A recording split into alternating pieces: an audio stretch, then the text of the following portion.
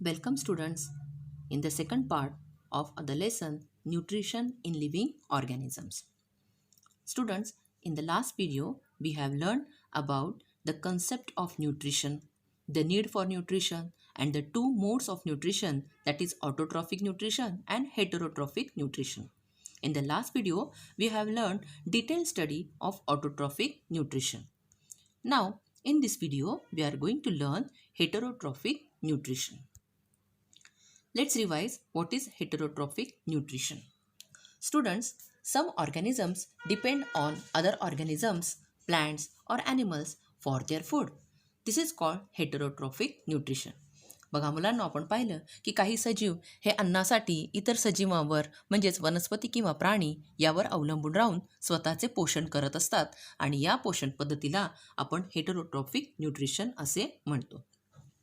Now students, there are four types of heterotrophic nutrition and the nutrition happens in plants. So there are four types of heterotrophic plants. First is parasitic plants.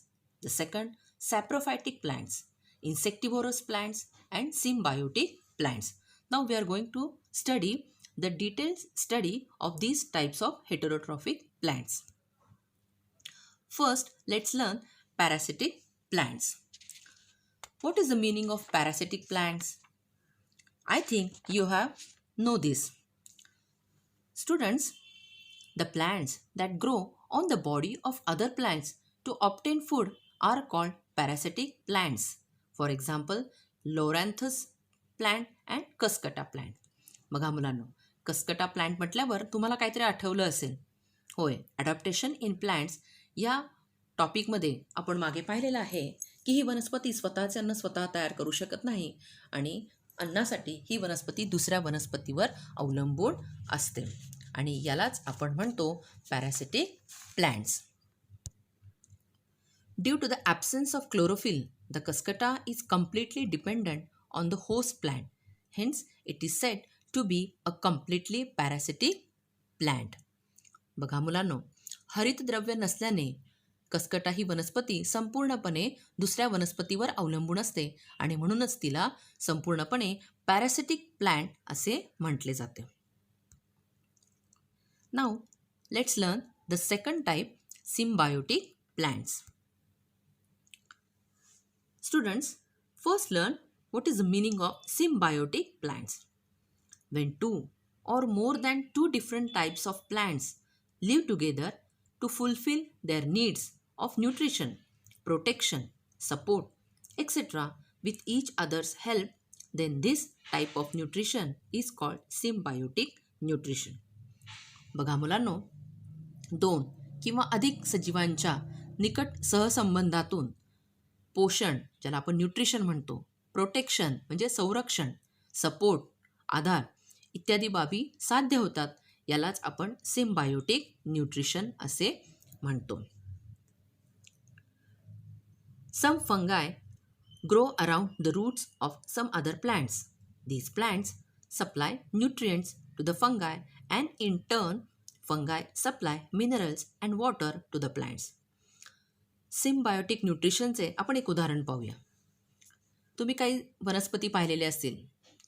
या वनस्पतींच्या म्हणजेच या झाडांच्या मुळांजवळ बुरशी वाढते आणि हे झाड या बुरशीला म्हणजेच या फंगायला न्यूट्रिशन, पोषक तत्वे पुरवते आणि या बदल्यात ही जी बुरशी आहे म्हणजे हे फंगाय जे आहे हे झाडाच्या मुळांना क्षार व पाणी पुरवते. अशा प्रकारे या दोन वनस्पतींमध्ये सिम्बायोटिक न्यूट्रिशन होत असते. Now let's understand the second example. Some fungi and algae live together. The fungi provides water, minerals as well as shelter to algae. In return, the algae provide food to the fungi. Lichen is an example of symbiosis between algae and fungi. पहा मुलांनो, इथे फंगाय and algae या दोन वनस्पती आहेत आणि यालाच आपण शैवाल आणि बुरशी असं देखील म्हणतो. या दोन्ही वनस्पती एकत्र राहतात. त्यावेळी ही जी बुरशी आहे म्हणजे हे जे फंगाय आहे हे त्या अल्गीला निवारा, पाणी व क्षार पुरवते. म्हणजेच वॉटर, मिनरल्स आणि शेल्टर या गोष्टी ती पुरवते. आणि या बदल्यात ही अल्गी या फंगायला अन्न पुरवते. आणि या प्रकारातून जे तयार होणारी ही जी सहजीवी वनस्पती आहे, यालाच आपण लायकेन, ज्याला मराठीमध्ये दगडफूल असे म्हटले जाते. Now let's learn the insectivorous plants. Now students, observe these pictures. These plants feed upon insects to obtain nutrients. These plants generally grow in soil or water deficient in nitrogen compounds. बघा मुलांनो, समोरील चित्र पाहिल्यावर तुमच्या लक्षात आलं असेल, काही वनस्पती हे कीटक भक्षण करून त्यांच्या शरीरापासून अन्नघटक मिळवतात. आणि हे आपण आधीच्या ॲडॉप्टेशन इन प्लांट्स या पाठामध्ये पाहिलेले आहे. त्यावेळी आपण Venus fly trap, pitcher plant या वनस्पतींचा अभ्यास आपण केलेला होता. आणि या वनस्पती ज्या आहेत या प्रामुख्याने नायट्रोजन कंपाऊंड्स म्हणजे नायट्रोजन संयुगांचा अभाव असणाऱ्या जमिनीत किंवा पाण्यात वाढतात. Now observe the next video carefully. Students, you are watching an insect sitting on a red flower. Actually, this species of Drosera burmani has a flower-like appearance. Its leaves are attractive, red in color, with hairs at the margin.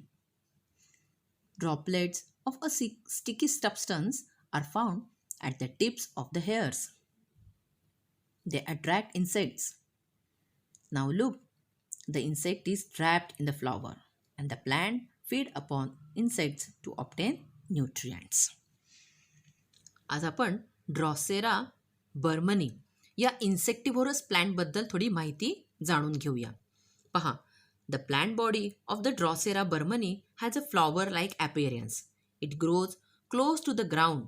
It leaves are attractively pink और red in colour with hairs at the margin. Droplets of a sticky substance found at the tips of the hairs attract insects. पहा मुलांनो, Drosera बर्मानी या कीटकभक्षी वनस्पतीची रचना ही एखाद्या फुलासारखी आहे आणि ती जमिनीलगतच वाढते. तिचे पान अट्रॅक्टिव्ह म्हणजे आकर्षक, त्यानंतर पिंक और रेड या रंगाची असतात. त्याच्या कडांना बारीक केसतंतू म्हणजे हेअर्स असतात आणि त्यावर कीटकांना आकर्षणारे चिकट द्रवाचे बिंदू असतात. आपल्याला देखील ते कदाचित पाण्याचे बिंदू आहेत असे वाटतील, परंतु ते चिकट द्रवाचे बिंदू असतात. आणि या बिंदूंनाच म्हणजे हे जे ड्रॉपलेट्स आहेत या ड्रॉपलेट्सलाच हे कीटक आकर्षित होतात आणि त्यामध्ये अडकले जातात. आणि आता आपण या व्हिडिओमध्ये पाहिलेच आहे की कशा प्रकारे ड्रॉसेरा बर्मनी ही वनस्पती कीटकांना आकर्षित करून घेते. Let's learn saprophytic plants. Plants which obtain the food from dead and decaying bodies of other organisms are called saprophytic plants. सजीवांच्या कुजलेल्या मृत अवशेषांवर अवलंबून असणाऱ्या या वनस्पतींना आपण सॅप्रोफायटिक म्हणजेच मृतोपजीवी वनस्पती असे म्हणतो. Various types of fungi like mushrooms and yeast are saprophytes. आता हे सॅप्रोफाइट्स वनस्पती म्हणजे कोणते? तर उदाहरणार्थ मशरूम्स अँड ईस्ट ही नावं आपण ऐकलेलीच आहेत. Fungi secrete digestive enzymes on the dead remains to digest or break down the carbon compounds they contain. बघा, या वनस्पती ज्या आहेत या मृत अवशेषांवर पाचक रस सोडतात. पाचक रस म्हणजेच डायजेस्टिव्ह एन्झाईम सोडतात आणि त्यातील कार्बनी पदार्थांचे विघटन करून त्यापासून तयार होणारे द्रावण शोषून घेतात. And the resulting solution is absorb to obtain nutrients. आणि त्यानंतर ते द्रावण शोषून घेऊन त्यामध्ये पोषक द्रव्ये मिळवतात. अशा प्रकारे हे सॅप्रोफायटिक प्लांट्स आपले अन्न मिळवण्याचा प्रयत्न करत असतात. नाव students, always remember, food gets spoiled due to some fungi. Some fungi cause diseases or illness. पहा मुलांनो, आपण आत्तापर्यंत फंगाय, ईस्ट, मशरूम या वनस्पतींची नावे ऐकली. यांच्याबद्दल थोडी आपण अधिक माहिती घेऊया. फंगाय म्हणजे ज्याला आपण बुरशी असं देखील म्हणतो. आणि या फंगायमुळे, या बुरशीमुळे अन्न हे दूषित होते आणि विविध प्रकारचे रोग किंवा आजार देखील आपल्याला होतात. Some fungi have medicinal properties. परंतु काही बुरशींमध्ये औषधी गुणधर्म देखील आढळून येतात. Yeast and some mushrooms are useful. Yeast आणि मशरूम हे तर फार उपयोगी आहेत. Yeast is use in fermentation processes and for making bread. बघा, ईस्ट हे ब्रेड तयार करण्यासाठी आणि आंबवण्याच्या प्रक्रियांसाठी वापरले जाते. Mushrooms are a rich source of iron and vitamins. आणि मशरूम्स यामध्ये तर जीवनसत्वे व लोह भरपूर प्रमाणात असतात आणि म्हणूनच मशरूमची भाजी देखील केली जाते. Now let's learn the role of nutrients and effects of their deficiency on plants. म्हणजेच वनस्पतीमध्ये असलेले जे पोषक द्रव्य आहेत त्यांचे कार्य व त्यांच्या अभावाचा परिणाम याचा अभ्यास आपण आता करणार आहोत. पहा मुलांनो, तुम्हाला समोर एक तक्ता दिसत आहे. यामध्ये आपण 3 भाग केलेले आहेत. The first part is nutrient, the name of nutrient. The second is function, म्हणजे त्या न्यूट्रिएंटचे कार्य. आणि तिसरा कॉलम जो आहे that is effects of deficiency, म्हणजे त्या न्यूट्रिएंटच्या कमतरतेमुळे, अभावामुळे कोणते परिणाम होतात ते आपण इथे पाहणार आहोत. So the first nutrient is nitrogen, important component of proteins, chlorophyll and cytoplasm. बघा, इम्पॉर्टंट कंपोनंट म्हणजे महत्त्वाचा घटक, प्रोटीन्स, क्लोरोफिल आणि सायटोप्लाझम यातील हा महत्त्वाचा घटक आहे. जर नायट्रोजन नसेल तर त्याचा काय परिणाम होईल, तर retarded or stunted growth, yellowing of leaves, म्हणजे वनस्पतीमध्ये वाढ खुंटणे किंवा पाने पिवळी होणे हे आपल्याला दिसून येते. म्हणजे नायट्रोजनच्या अभावी आपल्याला वनस्पतीमध्ये हे परिणाम दिसून येतात. Now the second nutrient is phosphorus, conversion of light energy into chemical energy. पहा, जी लाईट एनर्जी म्हणजे जी प्रकाश ऊर्जा असते त्या प्रकाश ऊर्जेचे केमिकल एनर्जी म्हणजे रासायनिक ऊर्जेत रूपांतर करण्यासाठी फॉस्फरस हा घटक अत्यंत आवश्यक असतो. आणि जर हा घटक मिळाला नाही तर काय होईल, early leaf fall, late flowering, slow growth of roots, म्हणजे पाने अकालीच गळणे, लवकरच पाने गळून जातात, उशिरा फूल येते आणि मुळांची वाढ खुंटते. The third nutrient is potassium. Potassium is necessary for metabolic activities, म्हणजे वनस्पतीमध्ये जी चयापचयाची क्रिया होते यासाठी पोटॅशियम अत्यंत आवश्यक आहे. आणि जर पोटॅशियम नसेल तर weak stem, wilting of leaves, failure to produce carbohydrates हे परिणाम दिसून येतात. म्हणजेच खोड बारीक होणे, पाने कोमेजणे आणि पिष्टमय पदार्थ तयार न होणे. The fourth nutrient is magnesium. The function of magnesium is production of chlorophyll, म्हणजे वनस्पतीमध्ये क्लोरोफिल निर्माण करण्यासाठी मॅग्नेशियम आवश्यक आहे. आणि याच्या कमतरतेमुळे स्लो ऑर रिटार्डेड ग्रोथ म्हणजे त्या वनस्पतीची संथ वाढ होणे, येलोईंग ऑफ लीव्स पाने पिवळी होणे हे परिणाम दिसून येतात. The next nutrient is iron. The function is production of chlorophyll, आणि जर ते मिळाले नाही तर येलोईंग ऑफ लीव्स, म्हणजे आयर्न वनस्पतीमध्ये जर आयर्न म्हणजे लोह असेल तर हरितद्रव्य निर्माण केले जाते आणि जर ते नसेल तर पाने पिवळी पडतात. The next nutrient is manganese.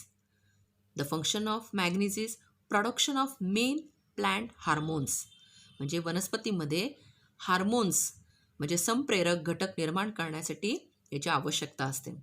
आणि जर याची कमतरता भासली तर रिटार्डेड ग्रोथ, स्पॉटेड लीव्स ही लक्षणे दिसून येतात, म्हणजेच वाढ खुंटते आणि पानांवर डाग पडतात.